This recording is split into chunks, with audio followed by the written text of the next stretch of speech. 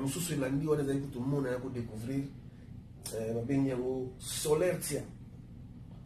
Solertia veut dire ezaka na baorigine ya bato bakote wana. Solertia elakisi ability to act quickly, abilité ya ko réagir na lombango, abilité nguya ya kosala na lombango okoza likambo mo eyeli oboye directement soki na mémoire na yo oza na badonné oyo kotisa oyo tout na likambo wana esala moyo badejaki te bopesa na calculatrice to bopesa na dictionnaire to bopesa na Google to bosala ngo boye yango mona mingi ba mikolo mingi ba likambo mo ekweli bana mike bazo sambrier mais etango yaka te kata mutu wana soso kata soso wana mutu chai kuna pa c'est pour des cas de expérience wana à mémoriser yango. Voilà. Kokolisa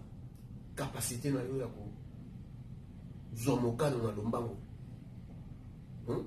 Nali ko zomokano na kanda te mais ko zomokano na voilà lingala tiene so ino kuma kota ba mobo ine zo kima ero na zo na kaka tiene veut dire papa kolisa dictionnaire wana panza yango to panza yango male na mikolo boya ko panza na pe ya biso lingala pe ko tombo na ko pona bososoli na biso